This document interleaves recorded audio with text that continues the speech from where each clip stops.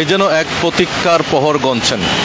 ঘূর্ণিঝড় রুমালের প্রভাবে হচ্ছে সারা দেশব্যাপী কিন্তু ইতিমধ্যে বৃষ্টিপাত শুরু হয়েছে এবং তারই প্রভাবে কিন্তু রাজধানীতেও চলছে মুষলধারে বৃষ্টি এবং সেই বৃষ্টির প্রভাবে অনেকটা জনজীবন বিপর্যস্ত হয়ে পড়েছে এবং রাজধানী ঢাকার প্রাণকেন্দ্র ধানমন্ডি 27 নম্বর থেকে আমরা আপনাদেরকে সরাসরি যুক্ত করেছি এবং আজকে ভোর 5টা থেকে কিন্তু এই মুষলধারে বৃষ্টি শুরু হয়েছে এবং যে বৃষ্টি এখনও অব্যাহত রয়েছে এবং এই যে বৃষ্টির কারণে অর্থাৎ ঘূর্ণিঝড় রিমালের প্রভাবে কিন্তু ইতিমধ্যে যে বৃষ্টিপাত শুরু হয়েছে এবং সেই বৃষ্টিপাতে কিন্তু অনেকটা চরম ভোগান্তিতে পড়েছে নগরবাসী এবং সকাল থেকেই যে মুষলধারে বৃষ্টি হচ্ছে এবং সেই বৃষ্টি আগামীকাল পর্যন্ত অব্যাহত থাকবে এমনটাই হচ্ছে জানিয়েছে আবহাওয়া অধিদপ্তর এবং গতকাল সন্ধ্যার পর থেকে কিন্তু এই প্রভাব শুরু হয়েছে এবং বিশেষ করে এই ঘূর্ণিঝড় রেমালের কারণে কিন্তু উপকূল অঞ্চলে তুমুল বৃষ্টিপাত এবং জলোচ্ছ্বাস শুরু হয়েছে এবং গতকাল সন্ধ্যা থেকে অর্থাৎ 6টার পরবর্তী কিছু সময় পর থেকে কিন্তু ঘূর্ণিঝড় রেমালের প্রভাব শুরু হয়েছে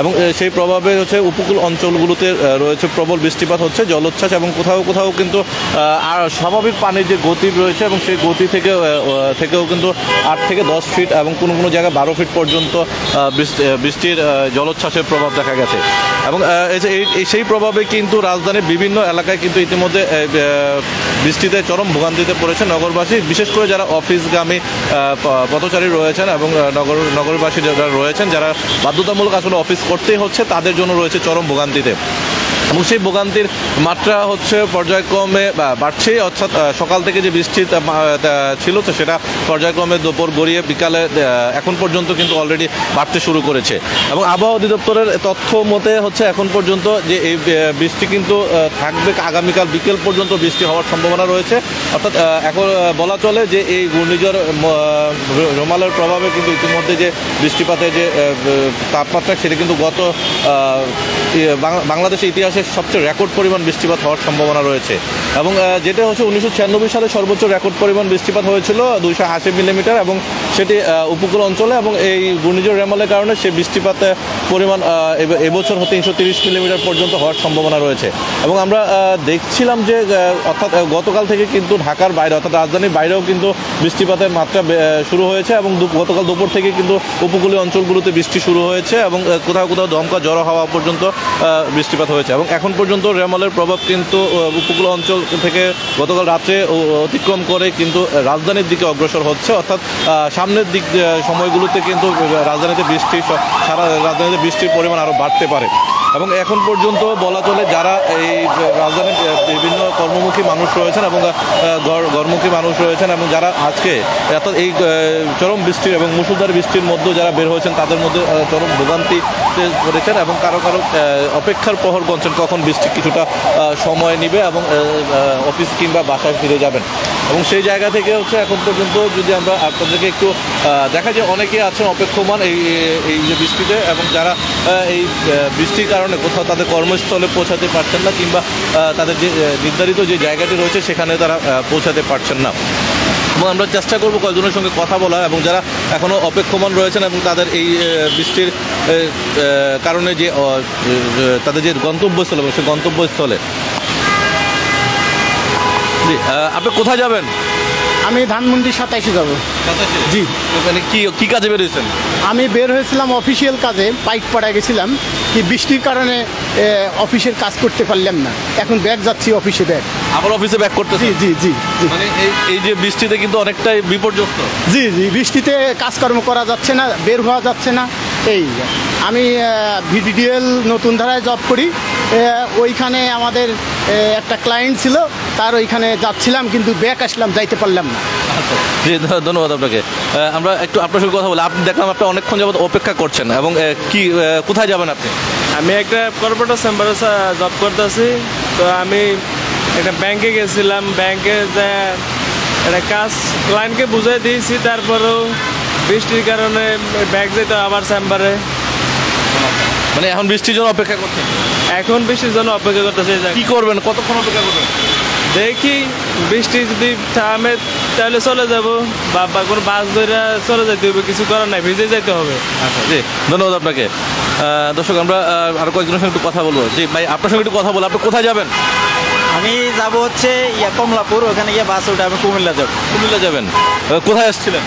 আসছিলাম, আমার আম্মা হসপিটালে আছে, আইসিইউতে আছে, ওকে দেখার জন্য আসছিলাম আর কি। এখন কি এখানে অপেক্ষা করছেন? অপেক্ষা করছি বৃষ্টির জন্য, গাড়িতে যে উঠবো সেই সুযোগটা পাচ্ছি না আর কি। কতক্ষণ অপেক্ষা করবেন এভাবে? এখানে প্রায় এই বৃষ্টিটা একটু সামান্য একটু কমলে গিয়ে বাসে উঠে যাবে, আর যদি না কমে তাহলে ভিজে গিয়ে উঠতে হবে আর কি। ভিজে উঠতে হবে, অর্থাৎ এই যে বৃষ্টির কারণে অনেকটা বিপর্যস্ত নগরটা। বিপদগ্রস্ত আর কি, জনজীবন অনেকটা। জি, ধন্যবাদ আপনাকে। দর্শক, আমরা বেশ কয়েকজনের সঙ্গে কথা বলছিলাম এবং যারা এখানে এই মুহূর্তে অবস্থান করছেন, অর্থাৎ সময়ের অপেক্ষার প্রহর গুনছেন, তারা কিন্তু এই বৃষ্টির কারণে অনেকটা আটকে আছেন এবং প্রত্যেকেই কিন্তু জরুরি কোনো না কোনো কাজে, কেউ হসপিটালে, কেউ অফিসের কাজে, কেউ বা তার কোনো ব্যক্তিগত জরুরি কাজেই কিন্তু তারা বের হয়েছেন। কিন্তু এই যে ঘূর্ণিঝড় রেমালের প্রভাবে যে বৃষ্টিপাত শুরু হয়েছে, সেটা কিন্তু সকালে যে মুষলধারে বৃষ্টি ছিল তার চেয়ে কিন্তু বাতাসের গতিবেগ সহ বৃষ্টির পরিমাণ কিন্তু এখন দুপুর গড়ানোর পরপরই কিন্তু বাড়তে শুরু করেছে। অর্থাৎ যে গতকাল সন্ধ্যার পর থেকে যে বৃষ্টিপাত শুরু হয়েছে উপকূল অঞ্চলে এবং বঙ্গোপসাগরের গভীর তৎসংলগ্ন এলাকাতে এবং নদীর অববাহিকাতে, এবং সেই জায়গা থেকে কিন্তু ইতিমধ্যে কিন্তু সেই রেমালটি কিন্তু রাজধানীর দিকে অগ্রসর হচ্ছে, অর্থাৎ উপকূল অতিক্রম করে কিন্তু গত রাত্রে এবং ভোর থেকে রাজধানীর দিকে অবস্থান করছে। এবং সর্বশেষ তথ্য পাওয়া পর্যন্ত আবহাওয়া অধিদপ্তর থেকে জানানো হয়েছে ইতিমধ্যে সেটি উপকূল অঞ্চল অতিক্রম করে কিন্তু খুলনা, অর্থাৎ বাগেরহাট এবং মাগুরা এই অঞ্চলটিতে, অর্থাৎ এই অঞ্চলটিতে কিন্তু ইতিমধ্যে বৃষ্টিপাতের পরিমাণ বেড়েছে এবং সামনের দিকে, অর্থাৎ আরও বিকেলের দিকে বা সন্ধ্যার দিকে কিন্তু রাজধানীতে আরও তার গতি, বৃষ্টিপাতের তাপমাত্রাটা বাড়তে পারে। এবং এখানে হালকা ঝড়ো বাতাস রয়েছে এবং কখনো কখনো একটু বাতাসের পরিমাণ বাড়ছে। এবং এখন পর্যন্ত আবহাওয়া অধিদপ্তরের তথ্য অনুযায়ী বলা যায় যে এই বাতাসের তাপমাত্রা, বাতাসের গতিবেগ কিন্তু ইতিমধ্যে রাজধানীতে প্রায় 60 থেকে 70 কিলোমিটার ঘন্টায় গতিবেগ রয়েছে এবং রাজধানীর বাইরে, অর্থাৎ যে উপকূল অঞ্চলেতে কিন্তু এখন পর্যন্ত 118 কিলোমিটার গতিবেগ হচ্ছে রেকর্ড করা হয়েছে।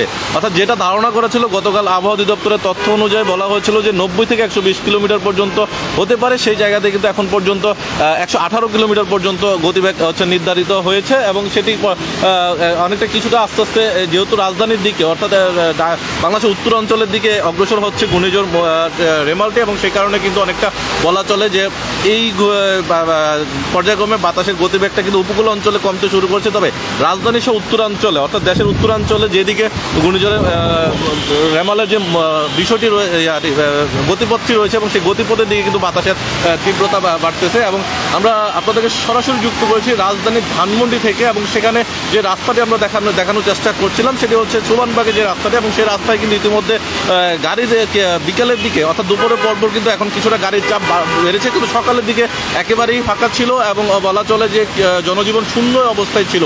এবং যারা বের হয়েছেন তারা কিন্তু এখন পর্যন্ত চরম ভোগান্তিতেও রয়েছেন। এবং কেননা যে বৃষ্টি, অর্থাৎ এই যে মুষলধারে বৃষ্টি, এখানে পথচারী থেকে শুরু করে যে কর্মমুখী মানুষ যারা রয়েছেন, অর্থাৎ নগর জীবনে যারা এখানে এই মুহূর্তে আছেন, তারা সকলেই কিন্তু এই চরম ভোগান্তিতে রয়েছেন। এবং কেউ কেউ বাধ্য হয়েই কিন্তু অনেকে এখানে এই রাস্তায় বের হয়েছেন এই চরম মুষলধারে বৃষ্টির মধ্যে, এবং এই বৃষ্টি ভিজেই কিন্তু তারা এই তাদের কর্মকাণ্ডগুলো বা তাদের লক্ষ্যে, অর্থাৎ তাদের যে জায়গাটিতে যারা যাওয়ার চিন্তা করছেন সেখানে যাওয়ার চেষ্টা করছেন।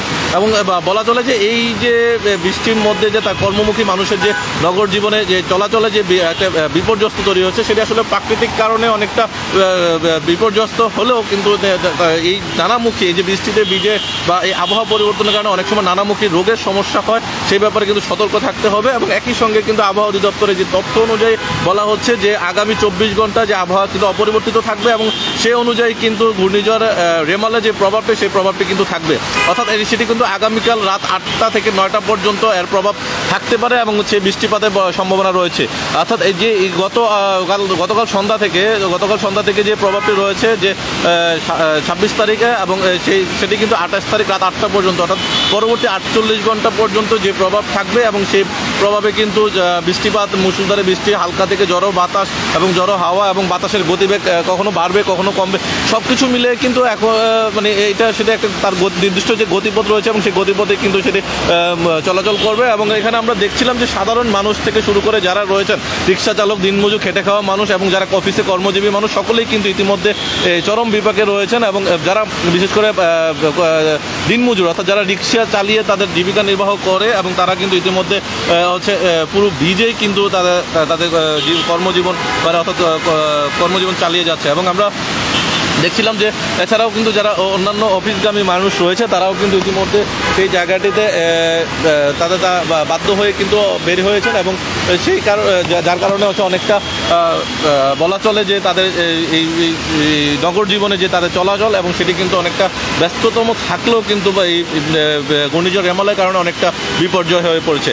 এবং আমরা দেখছিলাম এখানে প্রচণ্ড ঝড়ো বাতাস রয়েছে এবং সেই বাতাসের কারণে কিন্তু অনেক সময় রেমালের যে প্রভাব সেটি কিন্তু পুরোপুরি বোঝা যাচ্ছে এবং সেই মুহূর্তে কিন্তু বাতাসের গতিবেগ কিন্তু যে ঘন্টায় যে 80 থেকে 90 কিলোমিটার রাজধানী সেটি কিন্তু পর্যায়ক্রমে বাড়তে শুরু করেছে। অর্থাৎ এই যে পর্যায়ক্রমে বাড়তে শুরু করেছে তার বাতাসের গতিপথ এবং হালকা থেকে ঝড়ো হাওয়া বয়ে যাচ্ছে রাজধানীতে এবং সেটি কিন্তু বিকেলের দিকে অর্থাৎ সন্ধ্যার পরে কিন্তু আরও বাড়বে এমনটাই হচ্ছে জানানো হয়েছে আবহাওয়া অফিস থেকে। এবং আবহাওয়া পূর্বাভাসে আগামী 48 ঘন্টা যে পূর্বাভাস দেওয়া হয়েছে সেটা ক্ষেত্রে হচ্ছে আগামীকাল সন্ধ্যা 8টা পর্যন্ত অর্থাৎ 28 তারিখ রাত 8টা পর্যন্ত অপরিবর্তিত থাকবে। 8টার পর থেকে এটা আস্তে আস্তে পর্যায়ক্রমে কমে আসবে এবং আবহাওয়া পরিবর্তন হতে থাকবে।